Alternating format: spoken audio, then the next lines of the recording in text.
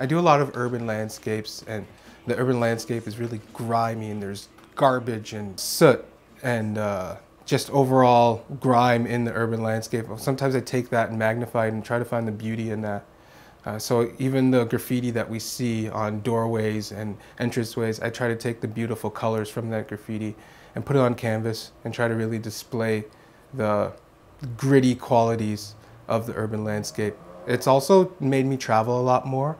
As you can see in my art, it's very colorful. I'd say that's influenced by my time overseas in Australia and being from the Caribbean.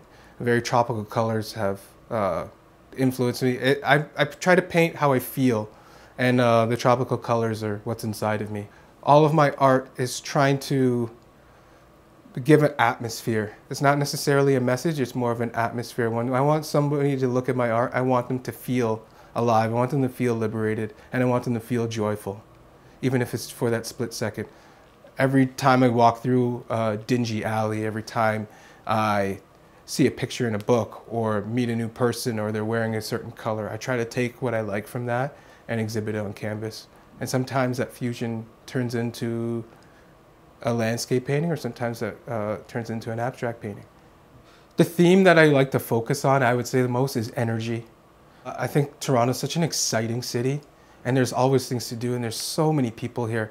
Hopefully that's what I try to exhibit to the viewer, is the energy of the city and the energy of people in it and how they interact. So graffiti is a lot of energy for me. The colors, very inspirational.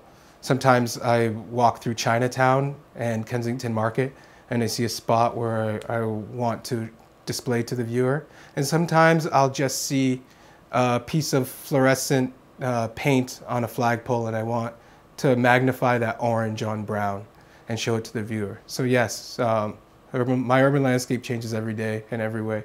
And I probably have hundreds and thousands of images in my head that I want to create, and I'm working at it. Eventually I want to display them all. Sometimes I take a picture in the annex and take some of my graffiti experience and mix the colors together and mix the scenes together in order to create something bright and beautiful. Photographs are a large part of mine, but I try to always interpret a literal photograph into the experience of being into that place. I want people to feel this urban center that we're in, Toronto, and look at the beauty within it and look at the beauty inside it, and hopefully I'm magnifying that beauty and bringing it to the viewer.